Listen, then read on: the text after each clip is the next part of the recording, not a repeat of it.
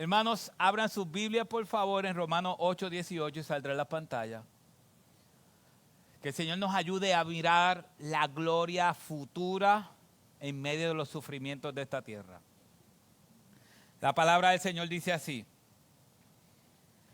Pues no considero, Romanos 8:18, pues no considero que los sufrimientos de este tiempo presente no son dignos de ser comparados con la gloria que nos ha de ser revelada.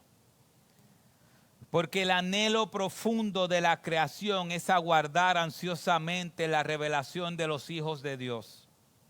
Porque la creación fue sometida a vanidad, no de su propia voluntad, sino por causa de aquel que la sometió en la esperanza de que la creación misma será también liberada de la esclavitud, de la corrupción, a la libertad de la gloria de los hijos de Dios. Pues sabemos que la creación entera aún gime y sufre dolores de parto hasta ahora. Y no solo ella, sino que también nosotros mismos, que tenemos las primicias del Espíritu, aún nosotros mismos gemimos en nuestro interior, aguardando ansiosamente la adopción como hijos, la redención de nuestro cuerpo. Porque en esperanza hemos sido salvos, pero la esperanza que se ve no es esperanza. Pues, ¿por qué esperar lo que uno ve? Pero si esperamos lo que no vemos, con paciencia lo aguardaremos. Señor, ayúdanos a entender este gran pasaje y ponerlo en práctica en el nombre de Jesús. Amén y amén. ¿Sabes qué pasa, mis hermanos, para nosotros a veces, nosotros como creyentes? Es que estamos hundidos en la desesperación o estamos hundidos en los sufrimientos de esta tierra. Estamos hundidos en lo que esta tierra nos envuelve, preocupaciones, dolores en el cuerpo. Y hay veces que no recordamos o muy pocas veces en nuestra vida pensamos en el tiempo futuro. Si usted hace una reflexión, ¿cuánto en medio de sus sufrimientos piensa o reflexiona en las promesas del mundo que va a venir o de la venida de Cristo? Si usted se pregunta por qué Pablo podía tener esa fe y esa esperanza y dónde estaba puesta la fe de Pablo. La fe de Pablo no estaba puesta en que Dios lo podía liberar de la cárcel. La fe de Pablo estaba puesta que aún la cárcel no podía separarlo del amor de Dios. Ahí estaba puesta la fe de Pablo. Pablo lo dice y lo veremos más adelante en los próximos domingos, cómo esa fe futura da y alimenta la esperanza presente. Pero aquí Pablo le está hablando a ellos, después de hablarles de lo que hace el Espíritu Santo, Pablo le está diciendo a ellos, hay una verdad. Y es que hay una esperanza futura para nosotros. Mis hermanos, hay una esperanza futura.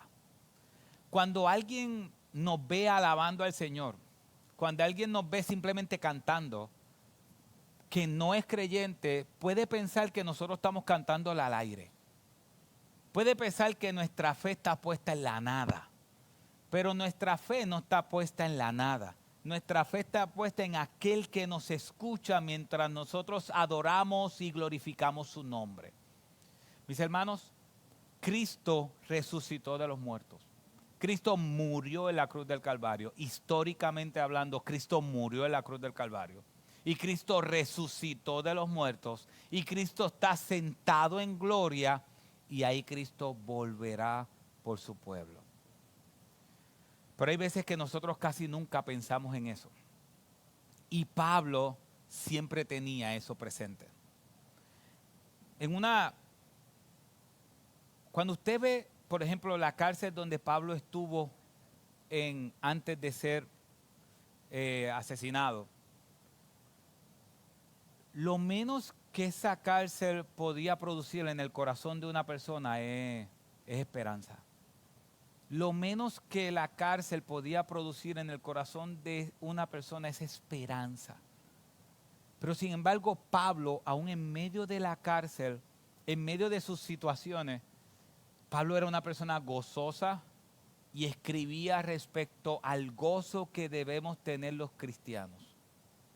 Y si usted se pregunta cómo es posible, ¿cómo es posible que nosotros podemos tener esperanza a pesar de los sufrimientos que estamos teniendo? ¿Sabes cómo podemos hacerlo? Depende de dónde esté nuestra mirada y nuestra vista puesta. Depende de dónde esté nuestro corazón. Por ejemplo, Pablo le escribe a los colosenses y le dice, versículo 1, capítulo 3, versículo 1, y saldrá a las pantallas. Pablo le dice a los colosenses, si habéis pues resucitado con Cristo, o ya que habéis resucitado con Cristo, buscad las cosas de arriba donde está Cristo sentado a la diestra de Dios. Poned la mirada en las cosas de arriba, no en las de la tierra, porque habéis muerto y vuestra vida está escondida con Cristo en Dios. Mira lo que dice el versículo 4. Cuando Cristo, nuestra vida, sea manifestado, entonces vosotros también seréis manifestados con Él en gloria. Yo creo que la razón por la cual tú y yo a veces estamos hundidos en desesperación, hundidos en muchas cosas que aún afectan nuestro corazón, nuestros nervios y todo, tiene que ver por dónde nosotros tenemos puesta la mirada. Tiene que ver con dónde está la esperanza. ¿Sabes una cosa? Nosotros sabemos que Cristo regresa. Nosotros sabemos eso. Pero la poca reflexión en eso diaria es, yo creo, la causa por la cual el afán y las situaciones de la vida nos afectan más. No sé si me estoy explicando bien. Nosotros sabemos que Él regresa, pero analiza tu vida, cuántas veces en el día la reflexión de que Cristo reina y que nosotros algún día estaremos con Él reinando en esa tierra nueva, o bueno, Él como rey en esa tierra nueva y en ese cielo nuevo, ¿cuánto del día tú meditas en eso? ¿Cuánto del día tú meditas en que Cristo regresa? ¿Cuánto del día tu vista está puesta más allá de lo que tenemos en nuestra vida? Por eso yo creo que es que nosotros tenemos poco gozo. Por eso yo creo que nosotros tenemos poco gozo, poca alegría y poca esperanza. Es porque, aún no sé si se ha dado cuenta, a veces cuando hablamos entre nosotros, lo único que sale la mayoría del tiempo en cuanto a nosotros son quejas. Si usted a veces pregunta, ¿y cómo tú estás? Obviamente no es para que cuando salga usted ahora no se atreva a quejarse, no, yo no voy a quejarme con nadie.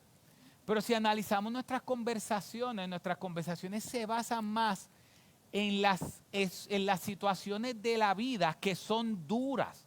Las situaciones de la vida son duras y es lo primero que el texto nos enseña. Mire lo primero que el texto enseña. La vida del creyente es una llena de sufrimiento porque vivimos en un mundo caído. Vivimos en un mundo caído. La vida del creyente es una vida de sufrimiento. Una vida de sufrimiento. Mire lo que dice el versículo 18. El versículo 18, Pablo dice, de Romanos 8, pues considero que los sufrimientos de este tiempo presente no son dignos de ser comparados con la gloria que nos ha de ser revelada. Pablo está hablando de una realidad, está diciendo considero. ¿Sabes que esa palabra considero significa que él ha considerado, ha meditado y ha investigado y ha llegado a una conclusión? ¿Y cuál es la primera conclusión que él llega? Que la vida está llena de sufrimiento. La vida está llena de sufrimiento. Y yo sé que hay una iglesia o muchas iglesias que el lema es pare de sufrir. Pare de sufrir. Mis hermanos, mientras nosotros vivamos en esta vida, nosotros vamos a seguir sufriendo. Porque vivimos en un mundo caído. Cualquier cosa nos va a herir, cualquier cosa nos va a lastimar. Cualquier cosa, no sé si tiene que ver con la edad, pero yo sé que cuando uno va cogiendo sus añitos, las mismas cosas que uno hacía antes, a veces las puede hacer, pero antes no dolía y ahora ¿qué? Ahora duele. Antes, si yo me paraba muy rápido, me mareaba porque me paraba muy rápido. Ya yo sé que eso no va a volver a pasar, no me voy a volver a marear. ¿Por qué? Porque no me puedo parar rápido. Ya yo sé que yo no me voy a marear porque no me puedo parar rápido. Nuestro cuerpo exterior se va desgastando porque vivimos en un mundo caído. Y si usted dice, bueno, ¿por qué el mundo caído tiene que ver con las necesidades del creyente? Eso lo vamos a ver un poco más adelante. Pero Pablo nos está diciendo que hay un sufrimiento que nosotros vamos a tener en este tiempo. Y ese sufrimiento primero se da de dos maneras. Se da porque sufrimos por el evangelio, pero también se da porque vivimos en un mundo caído. Vivimos en un mundo caído. Hace unos días atrás, si no me equivoco, estuve viendo ayer, un muchacho entró o fue a su escuela, en un lugar de la escuela, y mató 4 personas en Atlanta o en Georgia. 4 personas. Y quien compró el rifle fue el papá. Entonces, si ustedes dicen, ¿por qué eso? Porque estamos en un mundo caído. ¿Por qué las enfermedades? ¿Por qué el cáncer? ¿Por qué la muerte? ¿Por qué todas estas cosas? Porque estamos en un mundo caído y vamos a sufrir. Ustedes saben que por el sufrimiento mucha gente no cree en Dios. Se ha analizado que aquellas personas que dicen que son ateas es porque en algún momento tuvieron un sufrimiento grande y entendieron que Dios no le ayudó. Muchos creen eso. Mis hermanos, el mundo va a sufrir y es algo normal que todos vamos a pasar. Miren lo que dice Pablo. Vamos a ver un momento dado si Pablo sufrió. Pablo da un pequeño resumen en 2 de Corintios 6:3 y va a salir a la pantalla en adelante. Dice, no dando nosotros en nada motivo de tropiezo para que el ministerio no sea desacreditado, sino que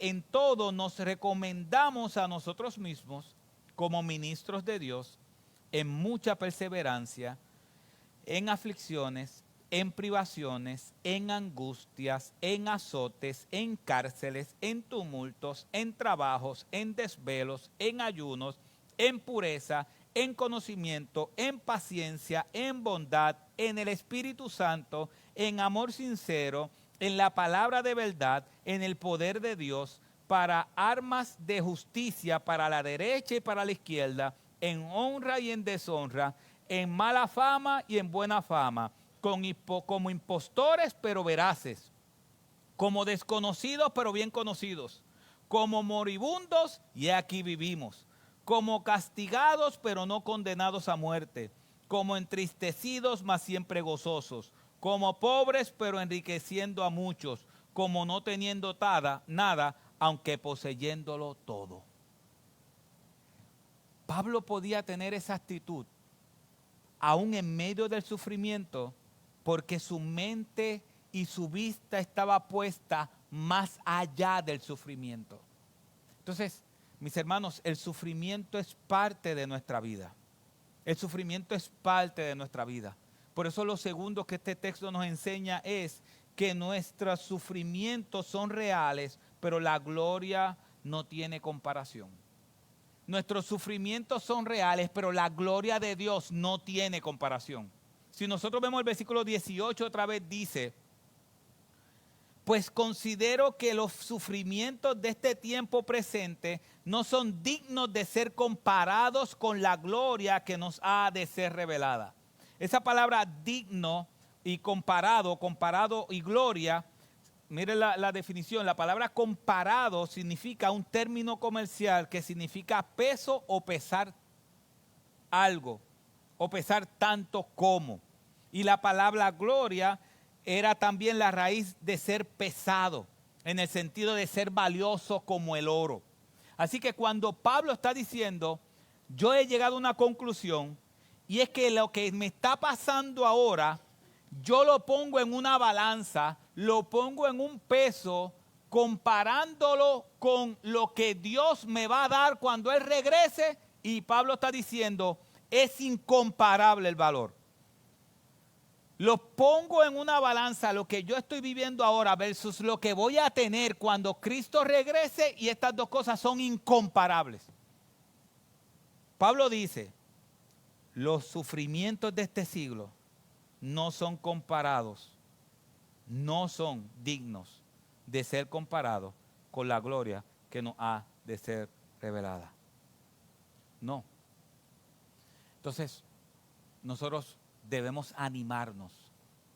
Debemos salir de aquí animados. No porque el sufrimiento en tu vida va a detenerse, sino porque no son comparados con la gloria de Cristo cuando Él regrese por nosotros. Quizás tus situaciones y las mías no van a cambiar. Quizás tus situaciones y las mías van a ser quizás más fuertes cuando salgamos de aquí. Todos estamos a ley de una llamada que cambie nuestra vida para siempre. Una llamada de una situación. Pero aún esa llamada que puede cambiar nuestra vida para siempre no va a ser comparable con la esperanza que tenemos cuando Cristo regrese por nosotros. Y dice, digno de ser comparado con la gloria que nos ha de ser revelada. Pablo dice en 2 de Corintios capítulo 4 versículo 16, por tanto, no desfallecemos, antes bien, aunque nuestro hombre exterior va decayendo, sin embargo, nuestro hombre interior se renueva día a día.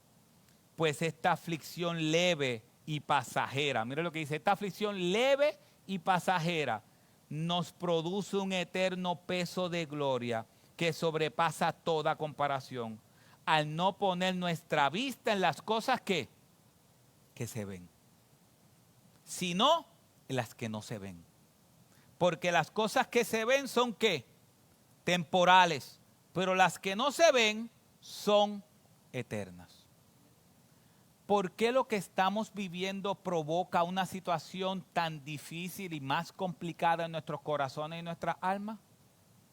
Porque estamos poniendo nuestra vista en las cosas que vemos. Y nuestra vista, como hay una canción de los Jerez, que nuestra vista tiene que estar por encima del sol. Por encima del sol. Inclusive yo tengo la letra aquí, porque siempre que escucho esa canción me recuerda eso. Nuestra mente tiene que estar por encima del sol. Entonces, imagínate tú orando al Señor. Imagínate tú orando al Señor, pidiéndole, expresándole al Señor todas tus situaciones. Todas tus situaciones. Hay veces que nosotros creemos que Dios nos va a hablar de manera audible. Nos va a hablar de manera audible. Y Dios nos va a hablar por medio de su palabra. Imagínate tú orándole al Señor y explicándole al Señor todas las cosas. Tú le explicas al Señor todas las cosas. Y después que tú terminas de desahogarte con Dios, te levantas y te vas. Dios te va a escuchar, pero a través de su palabra te va a hablar. Y cuando tú hoy, o mira hoy, que tú puedas estar pensando, ok, cuando yo oro y le cuento a Dios mis cosas, es posible que Dios me quiera decir hoy cuál es el problema. Y quizás el problema, y digo quizás porque no estoy dentro de ti, pero quizás el problema en tu situación no es la situación en sí, es donde tienes puesta tu mirada. Si la tienes en las cosas de la tierra o en las cosas que son espirituales. Miren otra vez 2 de Corintios 4, 17. Pues esta aflicción leve y pasajera nos produce un eterno peso de gloria que sobrepasa toda comparación, al no poner nuestra vista en las cosas que se ven, sino en las que no se ven. Porque las cosas que se ven son temporales, pero las cosas que no se ven son eternas. Nosotros tenemos una realidad eterna en nuestras almas.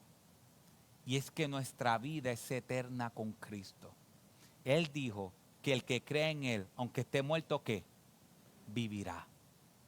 Ahora, ¿cuál es la bendición de vivir en Cristo? Es que Dios es tan sabio. ¿Qué hizo Dios cuando el hombre comió del árbol que no tenía que comer? ¿Cuál fue una de las cosas que Dios hizo? Una de las cosas que Dios hizo fue que sacó el árbol del huerto del Edén. Dios lo sacó. Recuerden que había un montón de árboles. Y Dios puso el árbol de la ciencia del bien y del mal y puso otro árbol que era el árbol de ¿qué? De la vida. Mira esto. Dios puso el árbol de la ciencia del bien y del mal y puso el árbol de la vida. Esta es de la vida eterna. Cuando el hombre y la mujer tomaron del fruto prohibido y cayeron y murieron espiritualmente, después de Dios rescatarlos y darle la promesa de que Cristo los iba a salvar, sacó el árbol de la vida.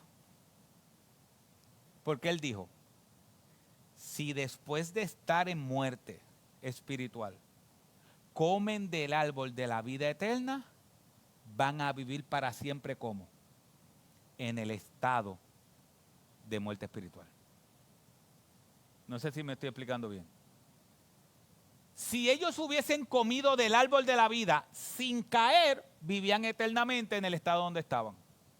Pero al ellos caer, si después de caer y estar muertos espiritualmente, comían del árbol de la vida, iban a vivir para siempre en ese estado.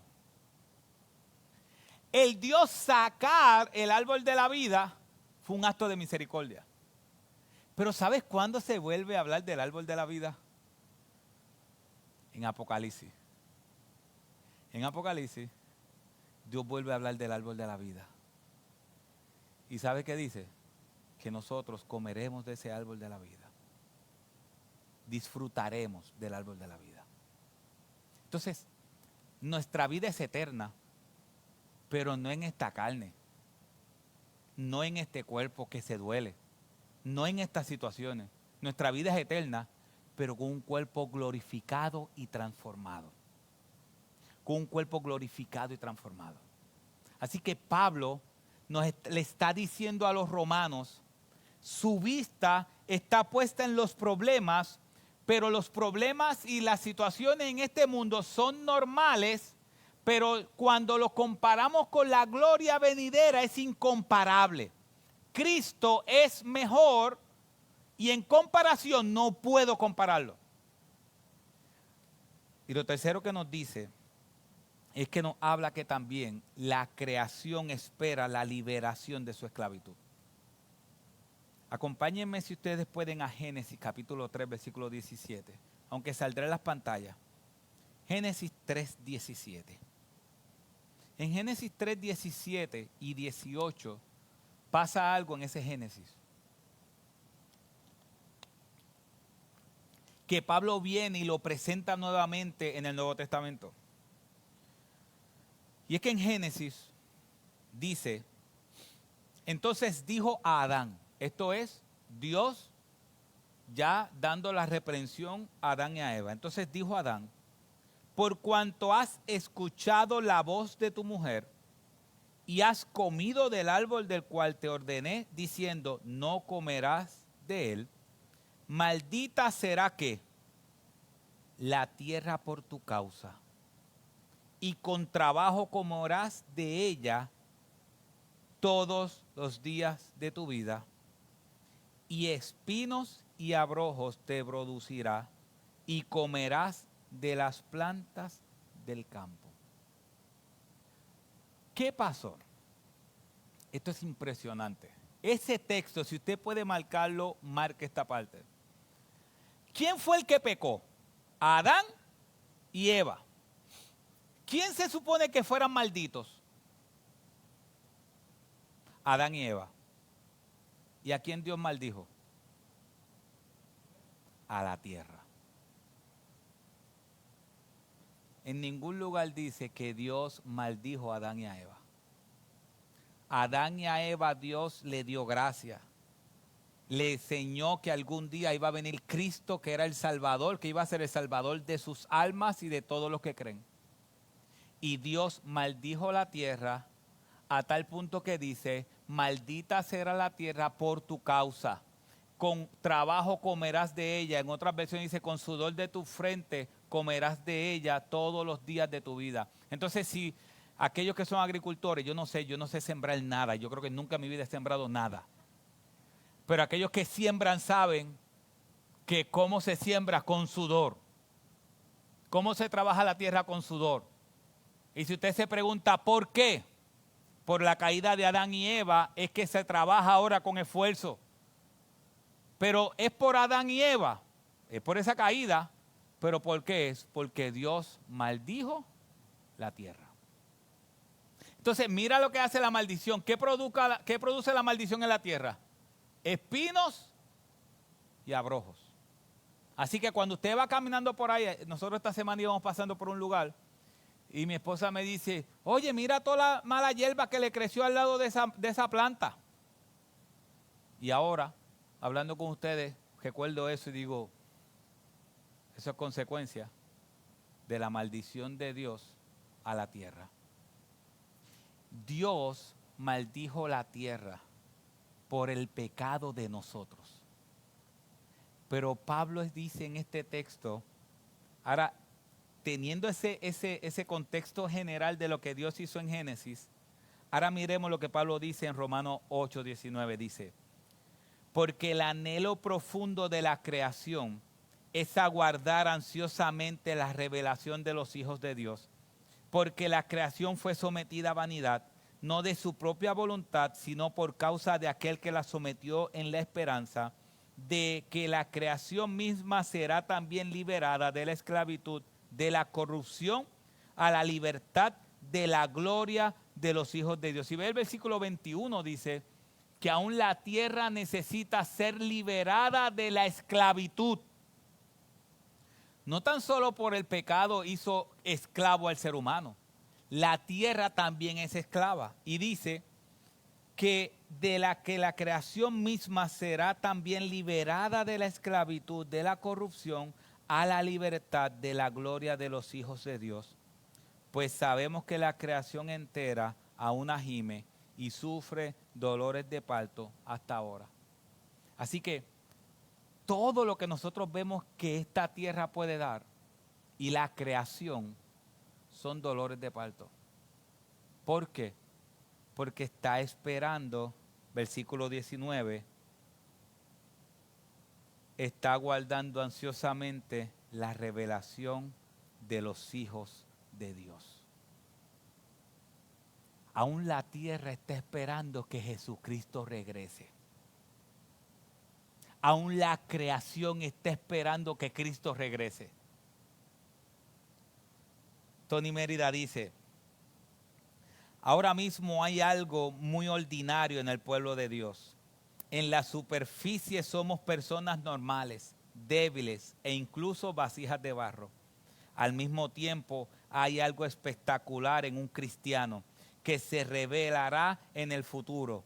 Al final, el Señor levantará el velo y revelará a sus hijos, y todos los que están en Cristo Jesús serán glorificados. La creación está de puntillas para ver esto. ¿Sabes qué está diciendo el versículo 19, que es lo que Tony Mérida explica? Cuando dice que la creación está esperando la revelación de los hijos de Dios, es que cuando Cristo regrese, esa palabra revelación significa correr el velo.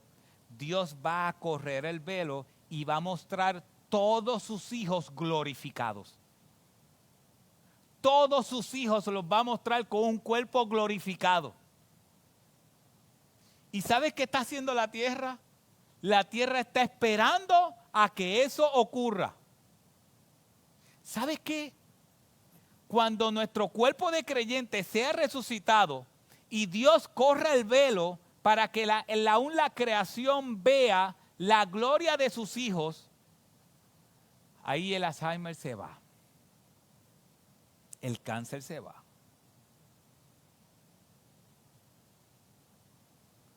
Cada enfermedad que cada uno de los hijos de Dios tuvo, todo va a terminar cuando Cristo regrese y revele, quite el velo y enseñe a todos sus hijos glorificados. Yo no sé cómo va a ser eso, pero yo sé que va a ser impresionante. ¿Y sabes qué dice? Y como dice Tony Mérida, es como si la creación estuviera mirando por encima de algo, esperando ansiosamente que Dios regrese y quite el velo y que pueda presentar a la creación completa la gloria de cada uno de sus hijos. Así que mis hermanos, Pablo está diciendo, hay una esperanza. La esperanza, no, que el Señor nos ayude a entender que la esperanza no está en esta tierra. Yo sé que es muy fácil decirlo. Yo sé que es muy fácil decirlo cuando uno está en una posición. Y yo sé que es muy difícil entenderlo cuando uno está en otra posición. Yo sé que cuando uno habla del cáncer que no lo tiene o no lo ha tenido, uno puede hablarlo de una manera y la persona que lo tiene o lo tuvo puede expresarlo de otra. Y no quiero ser simplista con esto, porque yo sé que produce dolor. Y Pablo lo que está diciendo es que el dolor que produce cada enfermedad no es comparable con la gloria que vamos a tener cuando Cristo regrese por nosotros. No va a ser comparable. Así que si aquí te duele mucho el cuerpo por una enfermedad, al punto de no poder caminar, Pablo dice, eso no es comparable con las bendiciones que vas a tener cuando Cristo regrese. ¿Sabes qué significa eso? Que las bendiciones van a ser muchas, muchas. Así que, 4, el Señor nos enseña que los hijos adoptivos de Dios esperan su liberación final. Mira el versículo 23 dice, y no solo ella, no solo la creación, sino que también nosotros mismos, que tenemos las primicias del Espíritu, aún nosotros mismos gemimos en nuestro interior, aguardando ansiosamente la adopción como hijos, la redención de nuestro cuerpo. Él dijo en los versículos anteriores que ya nosotros somos adoptados. Así que aquí se ve el ya, pero todavía no. Somos adoptados, pero esa adopción final del cuerpo viene después. Pero si nosotros analizamos, dice, gemimos en nuestro interior, aguardando ansiosamente la adopción como hijos, la redención de nuestro cuerpo. Cuando nuestro cuerpo sea redimido, ahí se termina toda la fragilidad de nuestro cuerpo. Toda.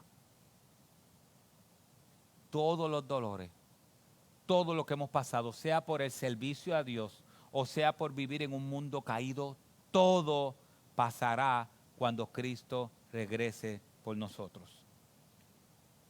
Pero Él termina diciendo algo.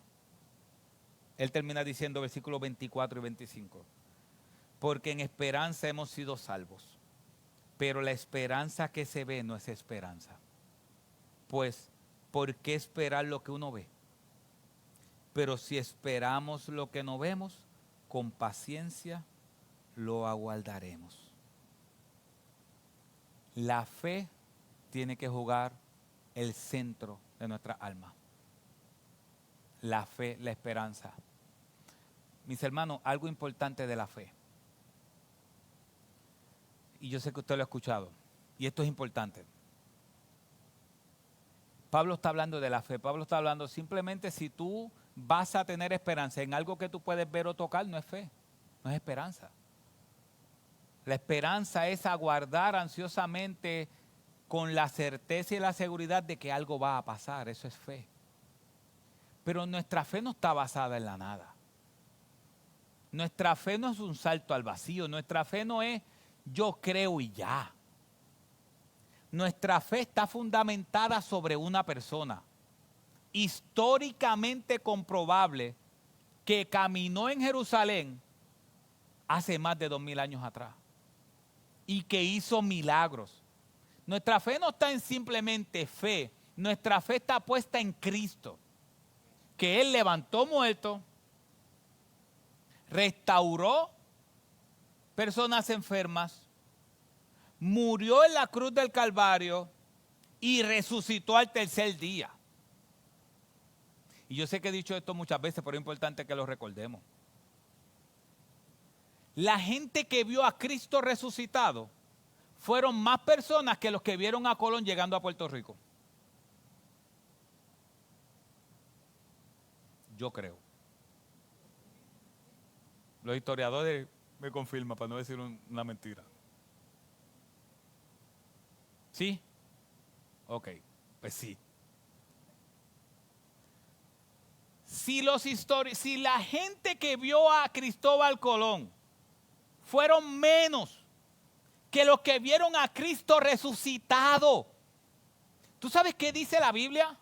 Y también historiadores que no son cristianos, y esto es importante, historiadores que no son cristianos, que en un momento dado 500 personas a la vez vieron a Cristo resucitado, 500 personas. ¿Cómo es posible que la historia entonces no ponga en duda a Cristóbal Colón, pero sí ponga en duda a Cristo cuando hay más testimonios de Cristo resucitado que de Cristóbal Colón llegando a América? Aún que lo dije hace un tiempo atrás, aún la historia de Alejandro el Grande se escribió 300 años después.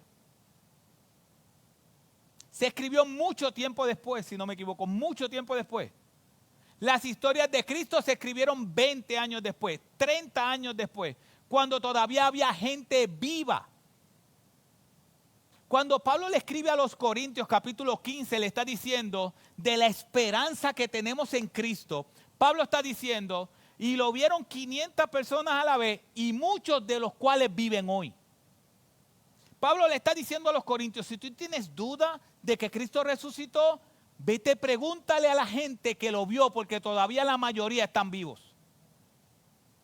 La mayoría están vivos.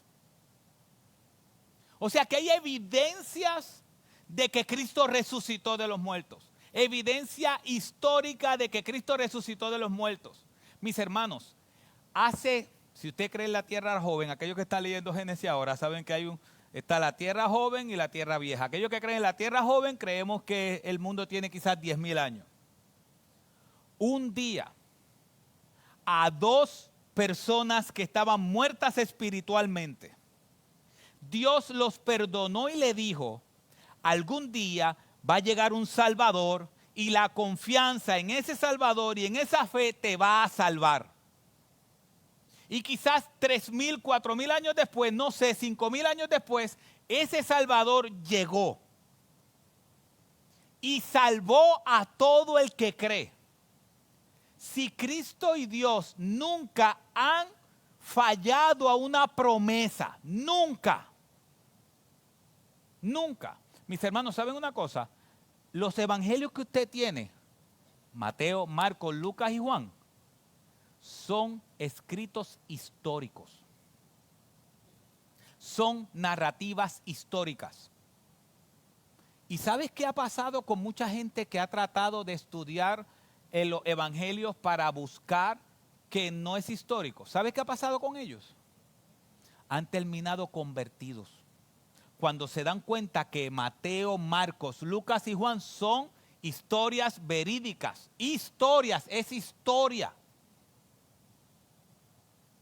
Cristo le dijo a uno, que una hermana en la reunión del sábado nos dijo, Cristo le dijo a uno, ve que tu hijo ha sido salvado. Y él fue. Y cuando llegó, el hijo había sido salvado. Y él le preguntó, ¿a qué hora fue que se salvó? Y cuando él calculó, fue la misma hora que Cristo le dijo, ve que tu hijo ha sido salvado. Eso es una narración histórica. Eso fue así. Eso fue así. Históricamente había una mujer con flujo de sangre por 12 años e históricamente ella se acercó a un hombre con fe y no a cualquier hombre, se acercó a Jesucristo y de Jesucristo salió poder y la salvó y la sanó. Y eso no es una profecía, eso es una historia. Eso pasó así. Entonces nuestra fe no está basada en algo que se dijo, nuestra fe está basada en cosas comprobables. Nuestro Señor Jesucristo vino a la tierra, murió en la cruz del Calvario por nuestros pecados y resucitó al tercer día, subió a los cielos y si cumplió la promesa de venir y vino.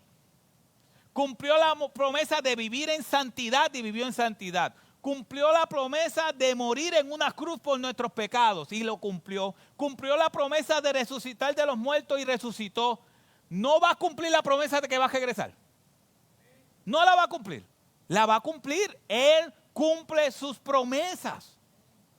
Y nuestra fe está puesta no en el aire, en que ya Él ha demostrado por miles de años que se puede confiar en Él y Él es fiel. Ese es nuestro Dios. Nuestro Dios es fiel. Y Pablo estaba consciente de eso. Pablo sabía que Jesucristo es fiel y no lo iba a abandonar. Mis hermanos, a veces nosotros nos tildan de loco, de bruto, de qué sé yo. Busque quiénes son los dos que están allá ahora mismo en el espacio, que no pueden venir. Busque esos dos astronautas. Uno, Butch, Barry. Busque a ver qué ellos creen. Los dos son cristianos. Y uno de ellos, Barry, estuvo aquí dando un taller a los jóvenes.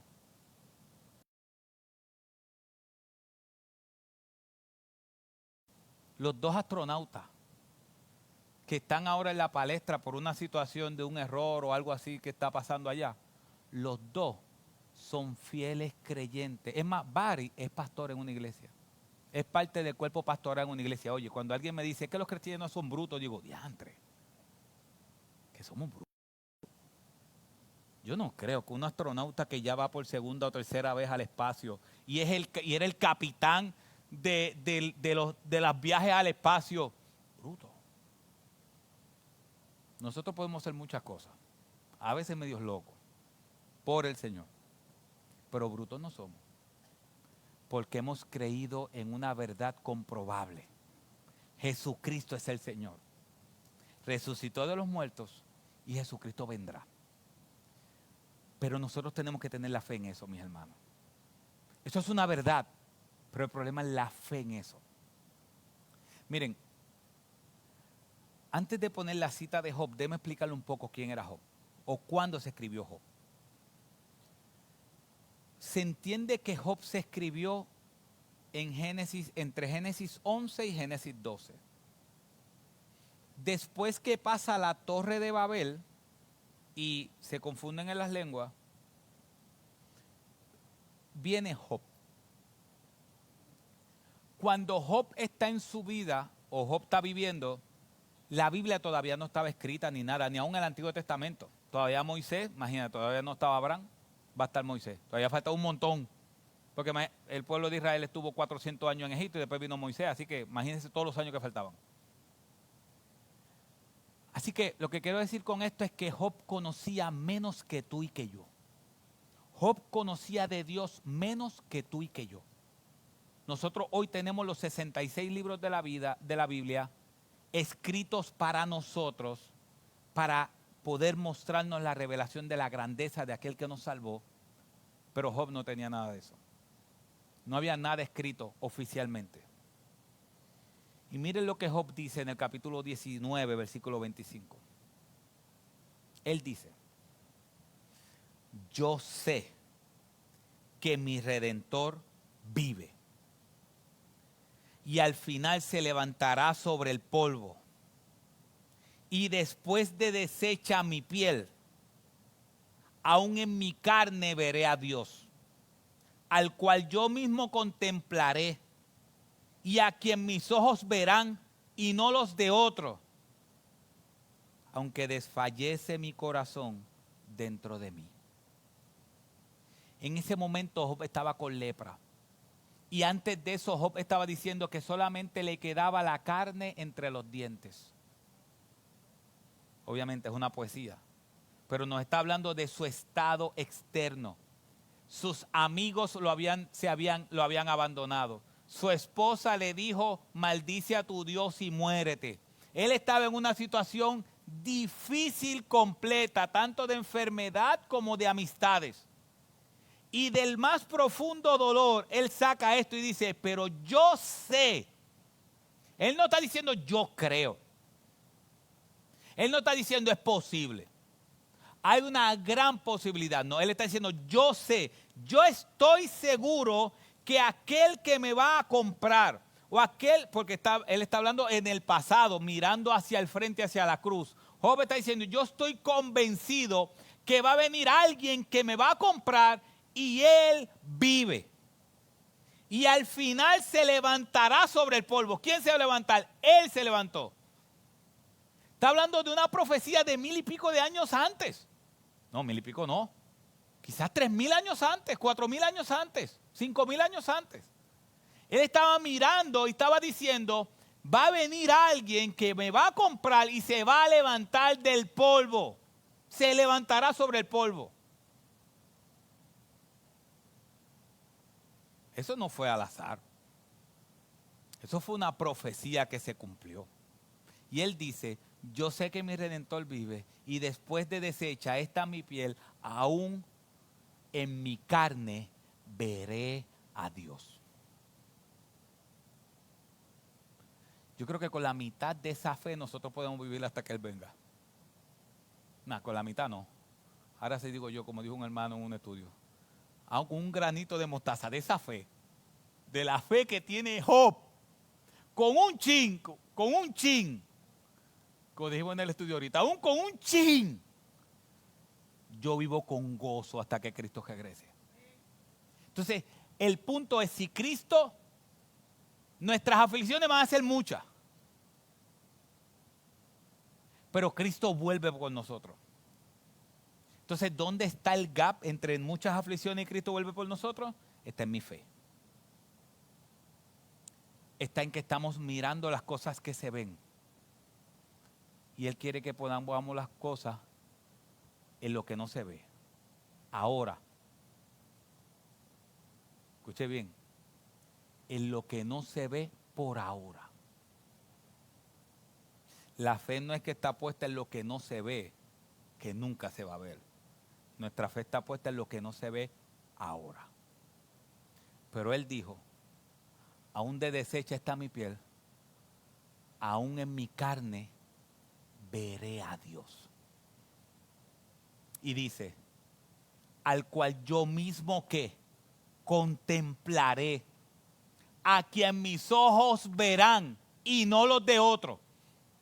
¿Sabe qué significa eso? Que Job estaba seguro, yo voy, mis ojos, estos ojos, ¿sabe qué dice? Esta lengua que se va a tragar la tierra, a veces dicen los papás, la persona mayor, estos ojos que le han de tragarse los gusanos en la tierra. Job está diciendo, estos ojos lo van a ver, dice, y no los de otro. ¿Qué significa? Yo voy a ver a Jesús, no es que otro me lo va a decir. No es que otro me va a decir, mira, ahí estaba Jesús y no estuviste. No, mis ojos lo van a ver y no los de otro. Aunque mi corazón en este momento desfallezca dentro de mí. La realidad de las pruebas y los sufrimientos y la realidad de la fe en que Cristo regresa por nosotros. Y aún la tierra está esperando ese regreso triunfal de nuestro Señor Jesucristo.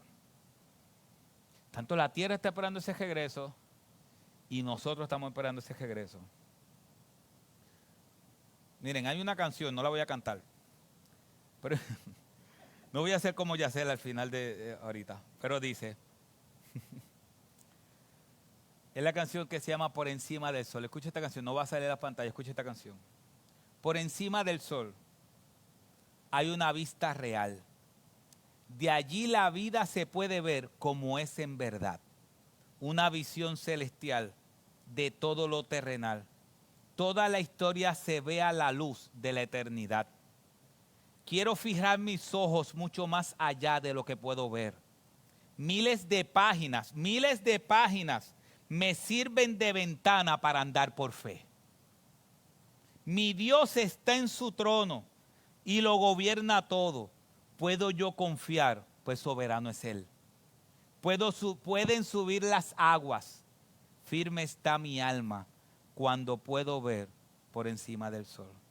Él dice, por encima del sol se puede ver redención. Todo lo viejo cambiado por una nueva creación. La más profunda aflicción luego se vuelve una nueva canción, cuando yo puedo un destello ver de la gloria de Dios. Puedo pasar por el fuego, que soplen los vientos, se agiten los mares, pues no hay sufrimiento que no dé buen fruto debido a su tiempo. Mientras yo espero, mis ojos están por encima del sol. Puedo pasar por el fuego, que soplen los vientos, se agiten los mares, pues no hay sufrimiento que no dé buen fruto debido a su tiempo. Mientras esperamos, nuestros ojos están por encima del sol. Por encima, nuestros ojos están puestos en aquel que murió, resucitó y prometió regresar por nosotros. Sí, en esta vida tendremos dificultades, pero Jesús regresa por nosotros. Termino con una cita de Ligon Duncan que me gustó lo que él dice. Él dice esto: ahora, amigos míos, quiero decir una última cosa. Esta esperanza no llega a todos. Esta esperanza es solo para aquellos que confían en el Señor Jesucristo. Vivimos en una época en la que creo que la gente piensa que la muerte en sí misma es un vehículo de transformación moral.